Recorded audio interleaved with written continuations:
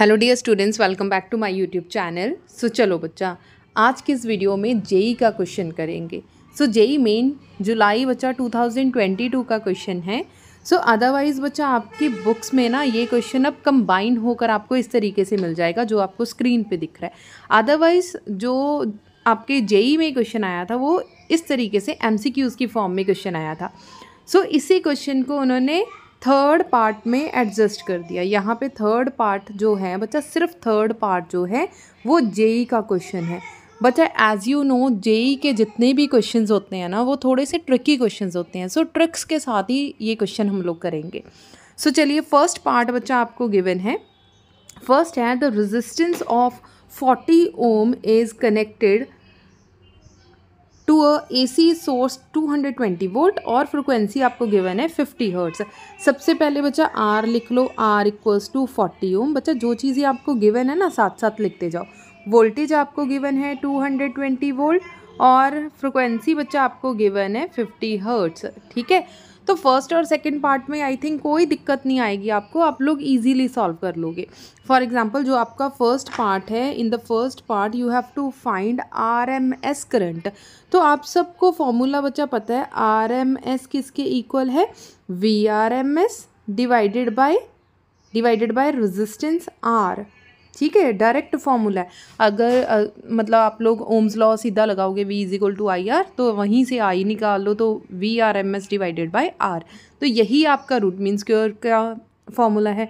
तो वोल्टेज बच्चा आपको गिवन है 220, तो पुट कर दो 220 और रेजिस्टेंस आपको गिवन है 40, तो कटिंग कर दो। जैसे कटिंग हो गई तो IRMS का बच्चा आंसर आ जाए 0.5 एम्पेयर। ठीक है, 5.5 ampere, this is the answer. बच्चा सेकंड पार्ट में आपने पता करना है the maximum instantaneous current in the register के अंदर आपने मैक्सिमम इंस्टेंटेनियस करंट मतलब कि पीक वैल्यू आप लोगों ने पता करनी है। तो पीक वैल्यू का भी बच्चा आप लोगों को फॉर्मूला पता है। तो I0 is equal to √2 IRMS। तो फर्स्ट पार्ट में IRMS का आंसर ऑलरेडी आप लोग सॉल्व कर चुके हो, दैट इज़ 5.5। √2 की वैल्यू 1.414 मल्टीप्लाई बाय 5.5। सो 1.414 को बच्चा 5.5 के साथ आप लोग मल्टीप्लाई करोगे, finally we will get 7.78 ampere. So बच्चा I0 पीक वैल्यू की वैल्यू जो है आपके पास आ गई। क्लियर है? चलो बच्चा, third question which is the tricky question और जेई का क्वेश्चन है जो आप लोगों ने अच्छे से समझना है। सो चलिए, the time taken by the current to change from its maximum value to the RMS।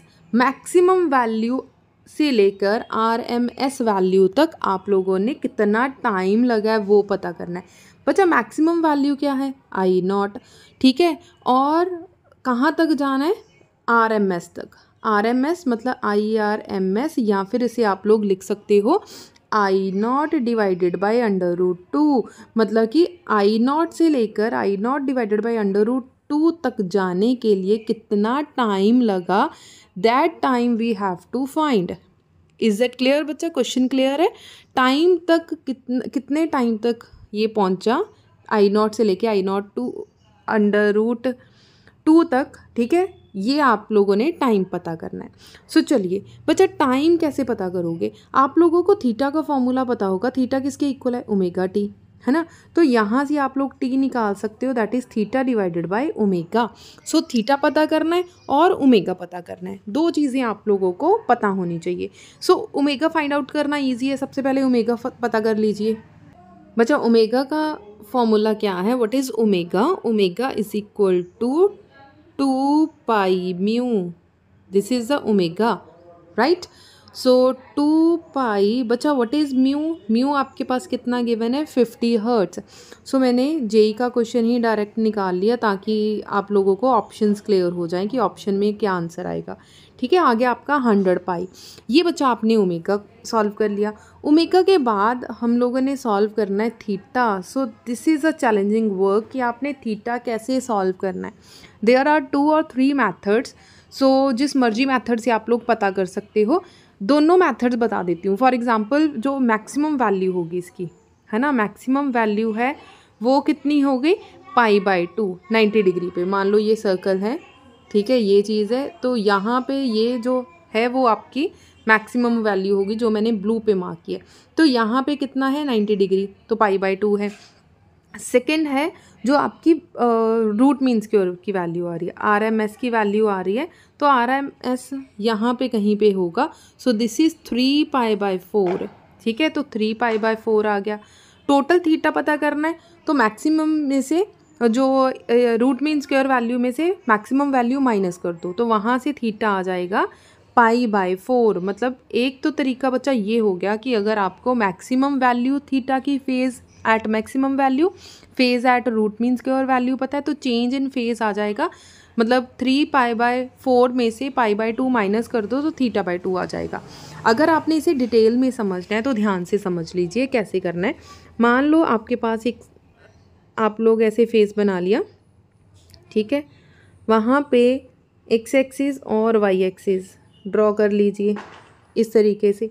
ये वैल्यू कौन सी है, I0 की वैल्यू, ये वाली वैल्यू I0 मतलब peak value at t is equal to 0, जब आपका टाइम 0 था, ठीक है, I0 आ गया। फिर आ जाओ, आप पहुंच गए इस वैल्यू पे, यहाँ पे this is the root mean square value. ये कौन सी वैल्यू है, रूट मीन स्क्वायर वैल्यू। अच्छा बच्चा, अगर यहाँ तक I0 था तो this is also I0, clear है। तो यहाँ पे आप लोग परपेंडिकुलर ड्रॉ कर लीजिए, 90 डिग्री आ गया। मतलब इस पॉइंट का नाम रख दो A, इस पॉइंट का नाम रख दो C और इस पॉइंट का नाम रख दो B। डिटेल में एक्सप्लेन कर रही हूँ। A से लेके C तक की जो वैल्यू है that is the root mean square value, ठीक है। रूट मीन स्क्वायर वैल्यू आपकी कितनी है, I0 डिवाइडेड बाई √2। तो आप लोग cos थीटा भी बचा लगा सकते हो, ये एंगल थीटा है और ऊपर वाला 90 डिग्री एंगल है। So what is cos theta, cos theta is equal to base आपका कितना है बच्चा, I0 डिवाइडेड बाई √2, ठीक है, बेस डिवाइडेड बाय हाइपोटेन्यूज, तो हाइपोटेन्यूज कितना आ गया, I0। क्लियर है बच्चा। लिखोगे कैसे, I0 divided by √2 divided by √I0, है ना, √2 नीचे चला गया, तो I0 के साथ I0 क्या हो गया आपका, कैंसिल हो गया। So finally we get 1/√2। अच्छा, अब इसे 45 डिग्री में नहीं लिखना, आप लोगों ने रेडियन में सब कुछ चलता है, जितने भी आपके कैलकुलेशंस करते हैं आप लोग अल्टरनेटिंग करंट के अंदर, वो रेडियन के अंदर चलता है। सो π/45 डिग्री को अगर पाई के फॉर्म में लिखना हो तो आ जाएगा π/4। तो यहाँ से आपका थीटा आ गया, this is the cos theta. तो कल्ला थीटा कितना आ गया, π/4 in the form of radian. Clear हो गया, this is the form of radian. बच्चा थीटा भी क्लियर है और ओमेगा भी क्लियर है, दोनों चीज़ें पता चल गई। सो टाइम टेकन का फॉर्मूला क्या है, time taken t is equal to theta divided by omega. Theta आपने अभी सॉल्व करा, दैट इज़ π/4, और ओमेगा बच्चा आप लोगों ने सॉल्व करा 100π, पाई के साथ पाई कैंसिल। सो टाइम आपके पास आ गया 1 डिवाइडेड बाई 400। 400 को आप लोग कैसे लिख सकते हो, अगर डिवाइड करके लिखोगे तो 1/4 आ जाएगा बच्चा 0.25, तो 0.25, 2 ज़ीरोज़ ऊपर गई तो आ गई -2, लेकिन ऐसा कोई आंसर नहीं है, तो पॉइंट को शिफ्ट कर दो, 2.5 कर दो, यहाँ पे बन गया 10⁻³ सेकेंड्स। अगेन बच्चा सेकेंड्स में नहीं है, लेकिन अगर हम लोग -3 को मीटर में कन्वर्ट कर दे तो बन जाएगा मीटर सेकेंड, है ना। तो ऑप्शन आ गई आप लोगों की first, 2.5 metre second. So this is the final answer. I hope आप लोगों को जेई वाला क्वेश्चन क्लियर होगा, ट्रिक आपको अच्छे से क्लियर हो जाएगी।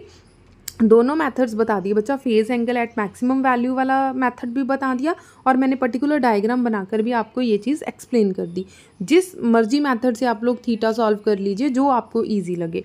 ओमेगा का एक ही मेथड था, ओमेगा उसी मेथड से सॉल्व करेंगे, वैल्यूज़ आपने पुट करनी है और आपका आंसर आ जाएगा, ठीक है। So thank you so much.